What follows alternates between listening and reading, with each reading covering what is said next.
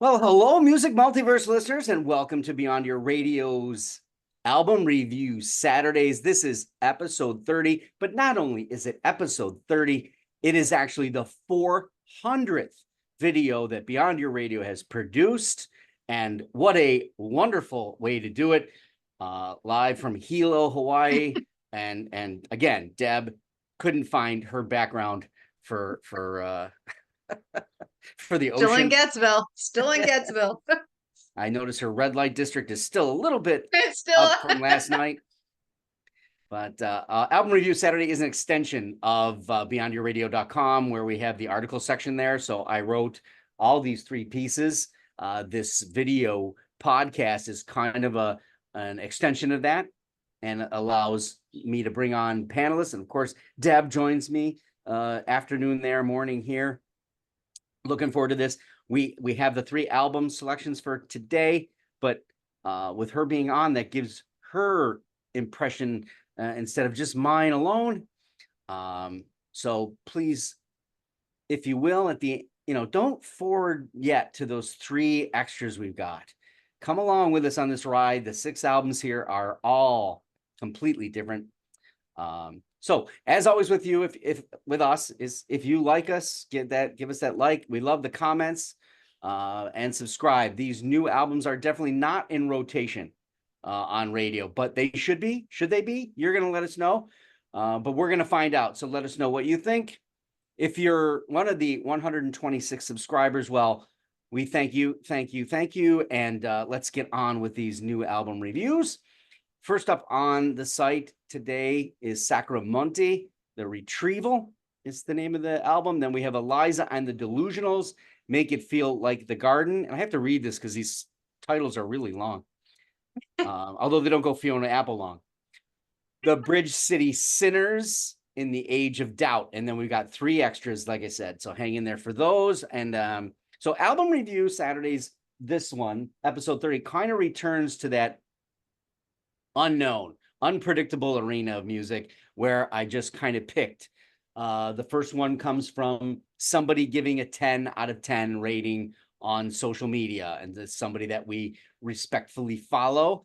And in actuality, I have actually been in his presence in multiple venues in Canada and at the Icon in Buffalo, even though he no longer lives in this area. And we've never met face-to-face technically. So when he says he's got an album and it's a 10 out of 10, all right, okay. I'm gonna put that on the list. The second one, that kind of comes out of the, I don't know, the algorithm, so to speak, right? That tells you what you should be listening to, or more so this one, I have this list of spreadsheet and I look and I go scrolling by, and what do I see? A huge gap where I haven't listened to any of those. So I'm like, which one out of that sounds like I just picked it by the band's name. And then finally, that was the algorithm one. That's the last one. But I don't believe the algorithm was acting correctly. I believe the algorithm was acting on the name of the band more than the style of music, which is interesting. Is that a failure or not? I don't know. We're going to find out. Sacramonte, Retrieval. So Retrieval is doing absolutely exactly as it says. It is a dynamite retrieval, very deep-rooted, late 60s and early 70s vibe of rock that conceptualizes and delivers in that, Deep Purple, Black Sabbath, Led Zeppelin mojo. And you got to be careful because you're going to seem like a copycat. But I don't believe in any way, shape, or form that the band comes off to that. There is a psychedelic freedom at war with straight ahead progressive rock. And it's an absolute marvelous space to allow the songs to be arranged and live that much longer. This is not an album that has 12 songs on it, 13 songs on it.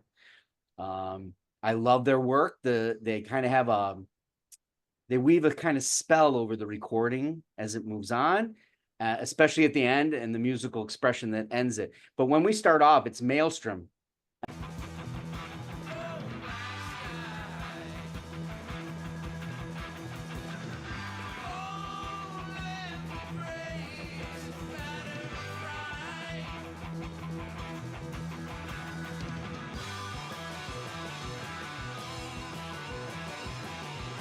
And for me, I was like, oh, here we go. This is where we're going to be. That's not where we finished, which is the blessing here. So that Deep Purple, Black Sabbath, I already talked about, but that vocal hitch is richly woven into here. They pay really good attention to that. But Deb, how are you with this first one off the cuff? Well, I listened to it once and I had no idea where they were from. I couldn't tell how old they were. I, I'm like, well, have they been around forever and they're retrieving some of their old stuff, Retrieval. I read a little bit about them and they're from San Diego and their name of their band means mountains. Okay, all right, whatever. Their influences are like King Crimson. And they mentioned krautrock, and I didn't know krautrock is a thing, spelled like German, like sauerkraut, I guess. Mm-hmm. But the first time through, it was really off-putting to me because of how much he sounds like Ozzy Osbourne. And it ruined it for me the first time through. So then I thought, well, I've got to listen to this a couple more times, and I need to stop being sucker punched by Ozzy every time because I'm losing listening to the rest of the album and listening to the words and listening to the instrumentals. And once you get past that, there's songs that he doesn't sound as much like Ozzy. It's still there, but there a few of the songs I really, really like. I mean, by the time I got through the third listen, grew on me. I could hear what I was supposed to be hearing, not just Ozzy's voice. I really like though, and it makes sense because I keep coming back to the vocals. I liked Moon Canyon. There is Yeah. no vocals in that song. And I thought, well, I'm going to listen to that a couple times, and then I'm going to go back and listen to all of the songs and just and have more of an open mind. And I liked more Than I, that kind of had a Zeppelin feel to it Mm-hmm. musically. Immediate Death, like some of the names of these songs, but like Yeah. the vocals sounded better to me in that because they weren't so Black Sabbath. The guitar was a little bit different.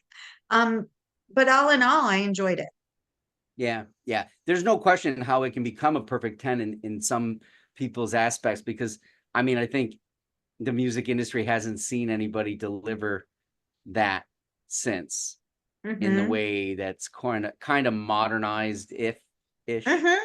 But I Mm-hmm. mean, like I said, I'm one of the things that this gentleman talks about is that it doesn't always have to be new. If you do something extremely well, Exactly. it'll revive and retrieve. And I Mm-hmm. think this is a prime example of how cool that is. And it's funny because we have another album like that here later. So I was impressed. Um, you know, the engineering of the record is really, really good. It's kind of much better than even those that I mentioned in Sabbath and Purple and Mm-hmm. Zeppelin. Well, obviously years and years passed, but Yeah. they could have come off Copycat. Mm-hmm. And I think I'm not a huge Black Sabbath aficionado, so I think that would be the tinge of people like, ooh, you can't do Mm-hmm. that, you can't do that. But I think they Mm-hmm. can. I think they can. I think there's more out there. This is not their first record, so they've got a base, and now where they go from here, it should be astounding. So there's Sacramento has immediately found a place far from Copycat. We certainly second the pride and notion of the accomplishment, and they should be very excited about a record like this and the possibility of truly securing a sound like this into the late 2020s, as I know we are. I can't wait to hear the next thing that happens and what else gets included or taken to another level. Mm-hmm. Mm-hmm. The vocal can be that's the one part that you mentioned that it And works. maybe it is more of a red flag to me because I I was enjoying music firsthand when Black Sabbath came out. Mm-hmm. So it's not like when I hear it, maybe younger people go, wow, that reminds me of something. No, I don't say that reminds me of something. I go, that is Is something. something. And Yeah. yeah. Yeah. So So yeah, the track listing is kind of fun. Maelstrom, Yeah. desirable sequel, intermediate death, and then they Yeah. have this number 4 is a half a thing. So it's brackish / honeycomb, Moon Mm-hmm. Canyon, all instrumental, and then More Mm-hmm. Than I is where it finishes. You got 6 tracks. They're all elongated. Has a slight progressive rock. You're not getting, Yessian keyboards or anything of that nature, but you're still Mm-hmm. getting a progressive movement there. So, all Yeah, right. So definitely. next up, Eliza and the Delusionals. Make it feel like the Garden. And I just like the name Eliza and the Delusional. I like kind of any of those names that have Yeah. something in there afterwards, like Yeah. Mark and the Lost Panelists. If we're going to do Mark and the Lost Subscribers. So somewhere between the slow and building sonic webbing of like a Nina Gordon or a Liz Phair Mm-hmm. meets dashes and splashes of Taylor Swift is where this record lies for me. This is Gold Coast of Australia, where they're from, and I think this is this easy on the ears, familiar female harmonic, careful, loving indie pop pace. I don't say it's pop, but it does have that, and I think that this is a band that's very comfortable. The light rhythm and flaring guitars takes us in and out of that thoughtful lyrics and that feeling and emotion that comes with it. So at a certain point, though, you can become samey, Mm-hmm. as our Everett would say. Everett, you over there? Yes. He's right in the corner. Come on, Everett. He's So asleep. I honestly was thinking that that's what was going to happen. Now, in the first listen, I had been distracted because of being here.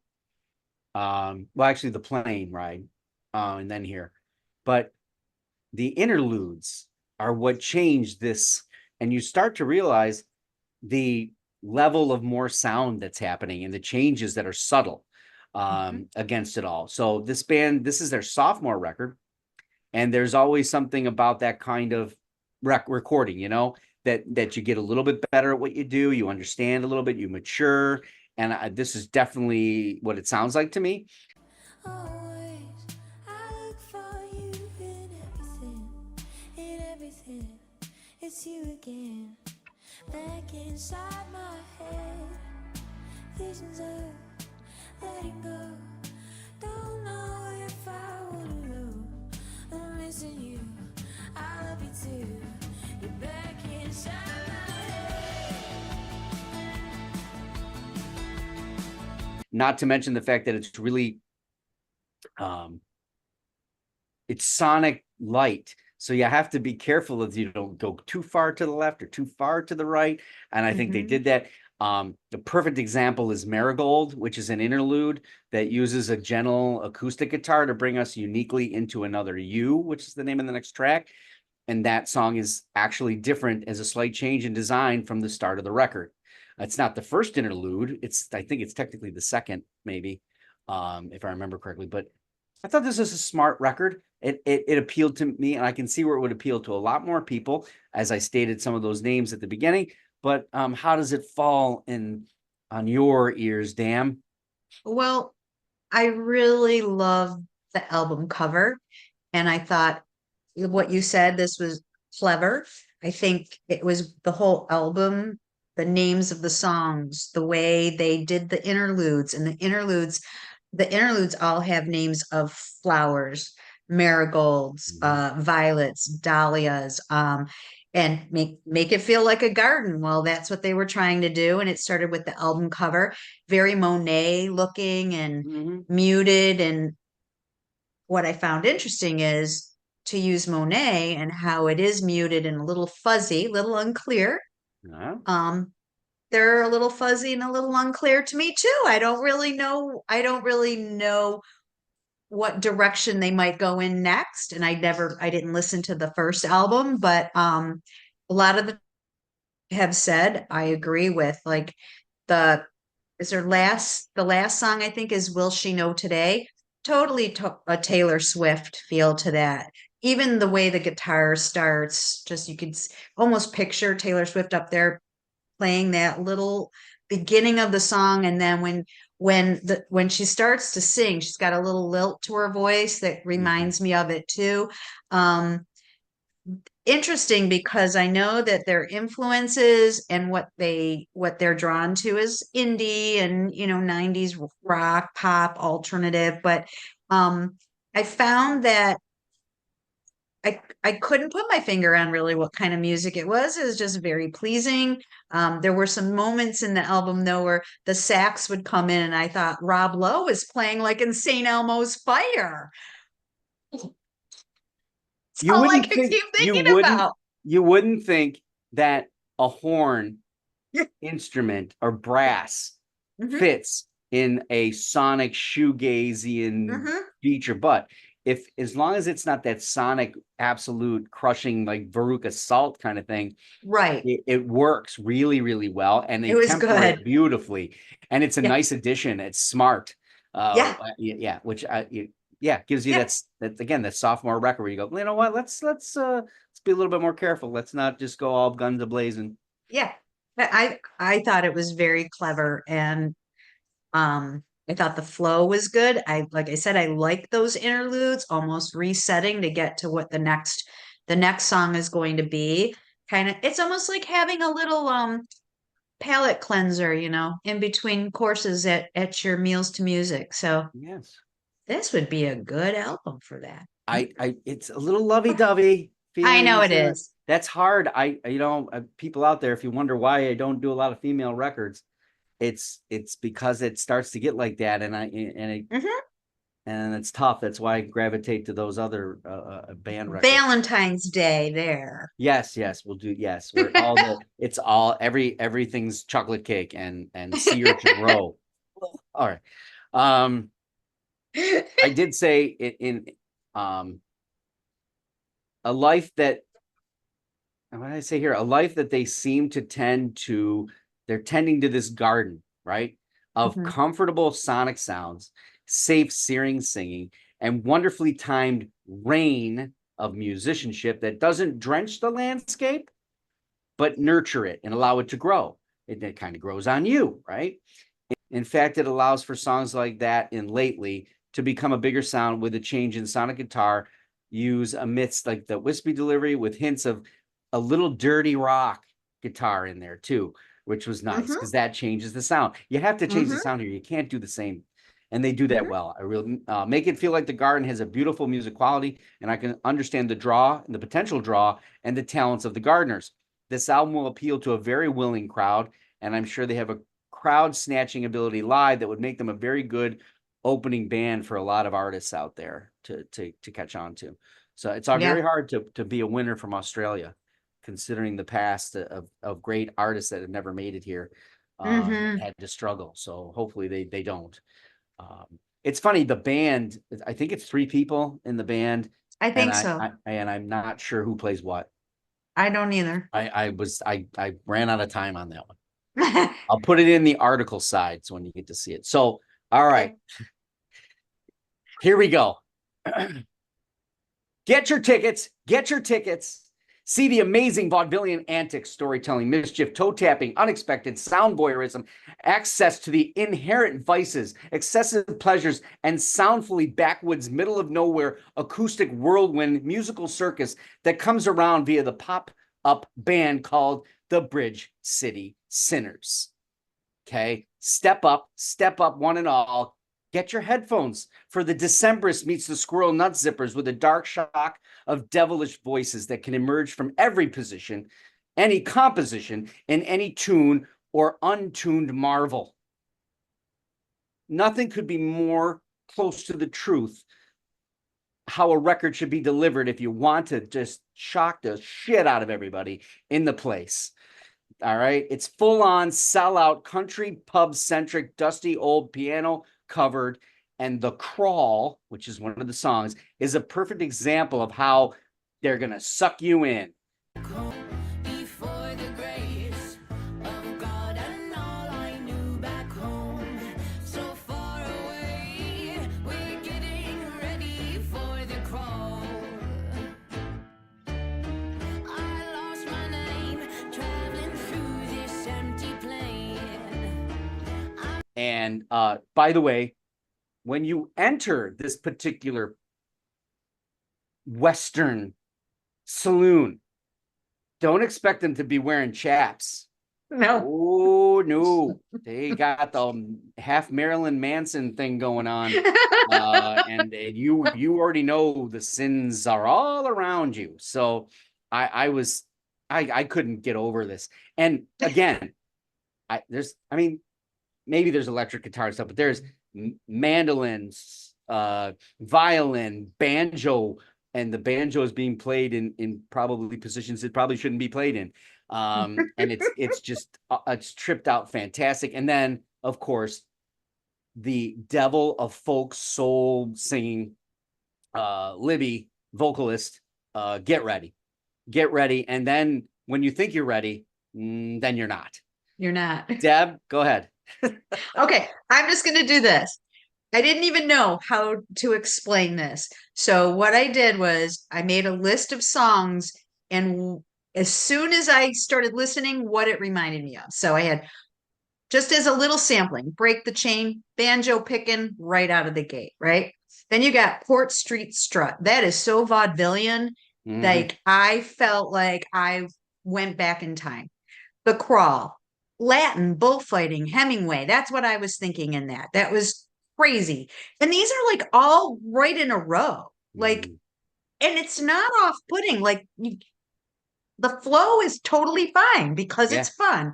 Then you've got Crazy, which is so Great Gatsby, Roaring Twenties. You got that thrown in there. Spears and Blades. That's the Keystone Cops. That's what I see running around. Oh, geez, I did Keystone Cop. Yeah. Now I got Benny Hill in my head. Stop. You don't even need to. This song title is exactly sums up really a lot of this album, Sinner's Saloon. I'm rewatching on HBO Deadwood, and I'm telling you, these Bridge City Sinners must have been part of Deadwood because that's all I could picture in a lot of these songs that they were doing. Then you get to the good ones. That's like you're in the Appalachian Mountain type mountain man music, the Hatfields and the McCoys. And then epilogue is Moulin Rouge is happening, I'm hearing. And all I could say to sum this up would be a great soundtrack to a movie like Nightmare Alley. I just picture myself going to some crazy carnival freak show. There's Carnival. That's the word I forgot carnival. in my article. And carnival. Guess what? The instrument from the carnival, I kept thinking, I bet if I look at the details on this album, it's on there, a calliope. The calliope at the carnival that is the same sound that's on the merry-go-round and all of that. Yeah. Then even the name of the band doesn't go with what I ended up hearing. Bridge City Sinners, I'm waiting for blues. It's nothing like that. But interesting enough, when I went back to learn a little bit about the band, all they had to say was they're genre bending. They are genre bending. Yes. And so far they're keeping it in the saloon on this one. Or the carnival. And they're not new. They formed back in 2016 or something. Yeah, like that? yeah. Couple. Yeah, I thought they were new. If I remember correctly, a lot of albums, a lot of EPs, and then a album. No, that was the prior. Eliza and the Delusionals. They okay. One. Yeah, I didn't really look. Yeah, Bridge City Sinners. This is a kind of go back and revisit this because I love Amigo the Devil, so that kind of fits in there too. But a hell of a lot more instrumentation going on here. So here's the exceptionally good news for us. All right, even though I'm in Hilo, all right. Beyond Your Radio has purchased our Sinners tickets already for the Unfaithful Folk Show that will be in Buffalo on August 25th. Now, we will prepare the band for our arrival. We'll all be wearing our garb, but we are expecting like the place to burn to the ground. But actually, Frank Turner should be able to play considering you're the opening act. But I don't know. I don't know if we're going to be there for Frank Turner or not. It seems like we're all in on this one. It spoke to us from every corner of this record, and we wait with foolishly scared anticipation for a reckoning of mass proportions from this wickedly sin-soaked souls that will be playing however they wish to. If they're bringing that thing on stage, whatever the hell you call that, I'm assuming it's not small by any means. Calliope. Yeah, I'm assuming it's like Even saying it it's some wrong. You huge, have to look it huge up. organ kind of thing. I don't know. It It's like is kind of. with Maybe I'm saying. marionettes playing it. We'll be bathed in Satan's saloon in the age of doubt to be part of a cleansing that we will probably never, ever recover from. Hopefully you'll join them too, because if you don't, you're probably completely nuts. I mean, you do want to meet Mama and the boys, don't you? You do want some of that special, whatever the hell it is. Who's with me besides the music soul suckers of Beyond Your Radio? No one? No one? Really? Oh, you will. Just put on the album. You will. You have no choice. Just all right. Now for the extras. So Fenella Humphreys, violinist, British violinist. Her album Prism. You know, here's where we go way off to the left or way off to the right. This is solo violin. It's dazzling. Nearly an hour and a half. Yeah. But the songs are short. They're not elongated where you're listening to 9 tracks. This is quite a few. I hear Debussy. Bach was my original reason for joining this in.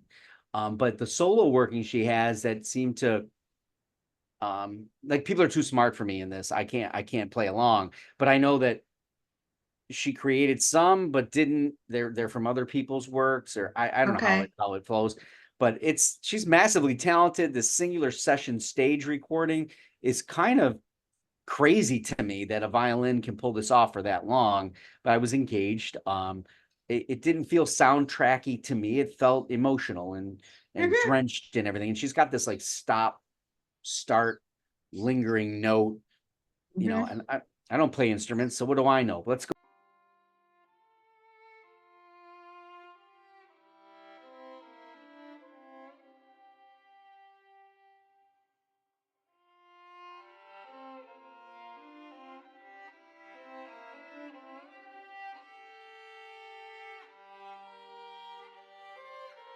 Go to Deb, who's you know, played some instruments. Well, yeah, I'm not. I mean, the ukulele. Violin come is on, no.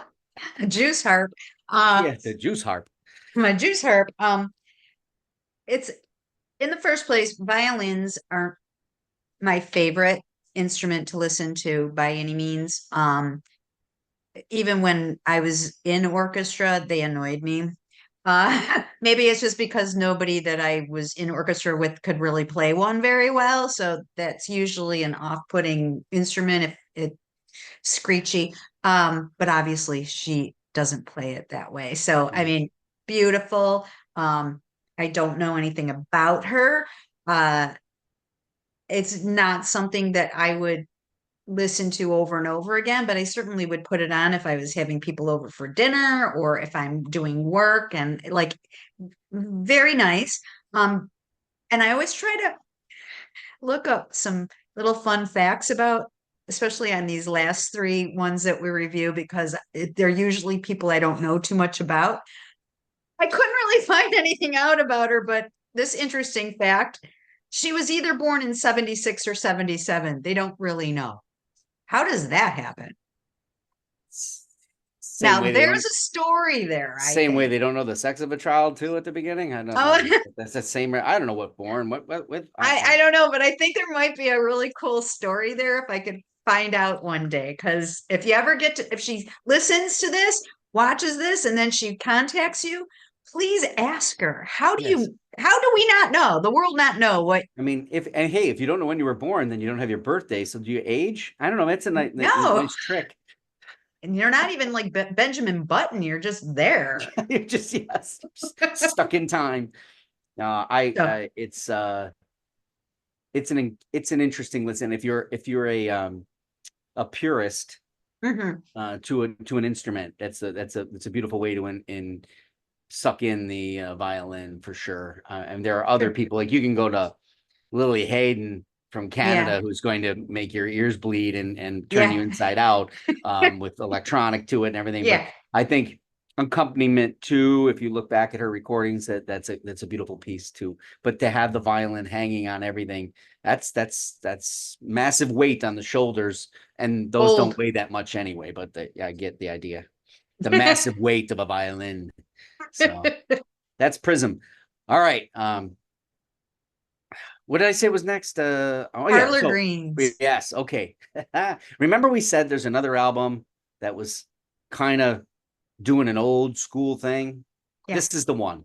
The Yes, it Parlor is. Greens. In Green We Dream. And it's not green eggs and ham. Sam I am. This is 40s funk, soul, not even rock, because rock and roll wasn't even invented yet at that Nope. point, really, right? Oh my Right. God, did they do it so freaking well?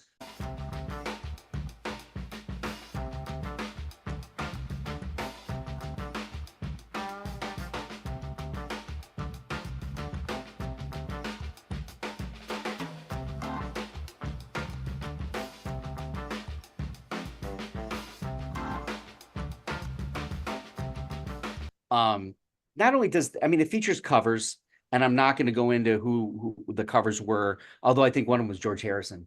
I think so. I the musicianship of these guys is so tight that they make it seem like it was today. Mhm. To pull this off, oh my God, they throw it down. It's ridiculous. We have listened to it every time we've gotten in the car here, and we just put it on, and everyone's like just kind of like, bopping along and just can't believe. So Deb, where were you on this one? Well, the one guy, Jimmy James, he has been touted as the most dangerous right hand in all of soul music. And when you listen, like the just all of the keyboards in this is Uh, just crazy. Like so good. And I have a little bit more to say about keyboards than I do violin because I played keyboards, but um like it's too hard to judge. Like, how old are these guys? What is their background? Where did they come from? Like, it's such a weird fit for a new album in 2024 that it was very intriguing. And so when I did read a little bit about them, um, it what one of the comparisons that kind of lends truth to it, I think, is if you combined Etta James with the Rolling Stones and the early Rolling Stones. Early So Rolling Stones, yeah, yeah. early, right? But that Etta James part, because that's the 40s, 50s, that's that pruning thing that kind of then bridged into the 50s, group song, the group bands like, the Ink Spots and the Four Tops or the Five Tops or the Five Hats, Mhm. whoever they were. You know what I Yeah. mean? So that's kind of how I felt was they took that and just made it really funky and surprising. Like it's I've listened to it only 2 times, but I definitely need to listen to it a third time. Because I the first 2 times something else stuck out to me, I guess, that I went, yeah, cool. And I got to go Ye- back, but I didn't have time. Yeah, you kind of get lost in whether that's a cover or not a cover, because it's a Hmm. throwback. It's a complete throwback, but oh my God, it's done so bloody well. If it was them and the Bridge City Sinners playing together, Oh my God. God, man, I was like, I guess you could throw Sacramento in there because they're doing a Yeah. retrieval of sorts of 70. So Yeah. you could have everything you wanted right there in a handbasket. Yeah. But yeah, I was completely blown away. When I saw the album, I went, but it's a lot of green. I don't know what I'm gonna get here, but I got to go with it. I guess. Well, it was another YouTube channel posted it as one of those albums that they had just brought in, and I just love the fact that they were doing this kind of thing. And anytime you get a little funk jazz fusion going on, Hmm. what somebody's take on it, I'm like, again, my one of my favorite albums, debut albums, Mahavishnu Orchestra. So this has kind of got that a Hmm. little bit in it too. But yeah, 40s killer. So speaking of killer, all right, this band has made more mistakes over the last several years in album making. They were poised to be a rock band to be reckoned with, and then the wheels came off. I think in this album they're kind of showcasing that they realize that the wheels came off. or maybe it's just me, but I was pretty much ready to write this off as like, what have you done? But highly suspect, as above, so below.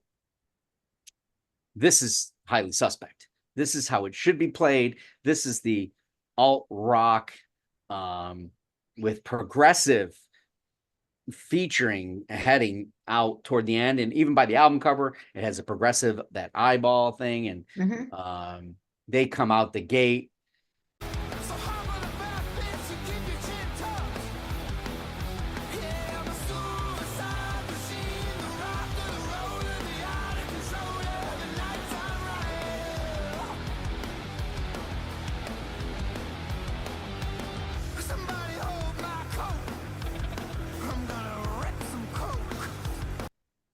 Just letting it all hang out, and that's how it should be. They were considered like the next rival Sons, Yeah. which is another band that's in that ilk of having great albums. And then what was that? And then what was this? And totally engaged in it.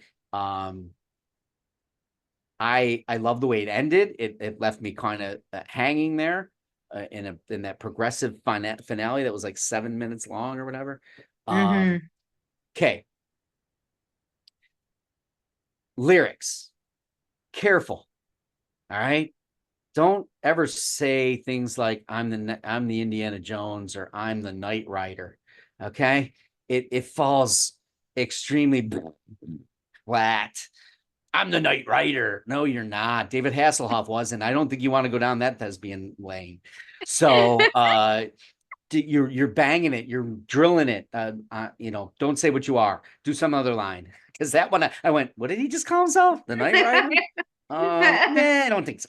But anyway, I love the record. I think it's a return to form. It might be my favorite of the band's entire catalog. Deb. Well, when they started out, when was it? Like 2008 or 2009, something like Somewhere that. around there. I mean, they were kind of known for covering, when they formed their band and probably before their actual first album, but they covered people like Floyd and Hendrix and Sublime, and that's Yeah. kind of a funky combination. All of every rock genre, they pretty much their first two albums, like the grunge with the blues and the hard rock and the alternative, and I think somewhere after the first couple albums, didn't they like start to put hip hop and electronica and stuff in there? And I think I that's where just I just remember it being lost. off-putting for me. I couldn't even tell you what those albums were like now. I never went Yeah. back. And I just forgot about them pretty much because whatever they put out wasn't anything that I cared about. But I like this album. I was happy. I was like, oh no, I know. Um I felt like all the songs were very different. Um like Summertime Voodoo, is that the first song? That had like a funky bluesy Santana feel to it. Like when you got to the last third of that song, the guitar kind of came more into play, like a Santana feel. Um, and some of the names of their songs, like Melatonia. Yeah, it was putting me to sleep. It was so nice. It wasn't putting me to sleep because I was bored, but then Nope. it went right into the Reset, which was like, now what's happening? And that had like this garage feel to it. And I'm like, I was just all relaxed, and now you got my attention again. And then like they had some of their song choices putting right next to each other, but like Run for Your Death, it's all about pills and being angry. And then Absolutely. Yeah. and then it went right to Champagne at Our Funeral. Okay, well, let's celebrate you if you took too many pills. It just interesting, but like they went from that one song, Suicidal, whatever it is, and Yeah. then Blue Eyed Devil to Mexico to Plastic Boxes. They're all highly suspect, but they're a little bit different. That's still in their wheelhouse. Yeah. Yeah. This album actually kind of holds together, even though it does that, which is what the other albums didn't. Yeah. They didn't fit. Yeah. I think the drug thing is a heavy influence on this record, probably Mhm. to some degree of reality Mhm. for them. Mhm. but yeah, the lyrics they are interesting. As I allude to the Knight Rider thing being an off-putting kind of thing, the rest of the Mhm. lyrical songwriting has some wonderful, Yeah. curious moments to it. Yeah. You know, so yeah, it's funny. Here we are on this particular episode album, album review number 30.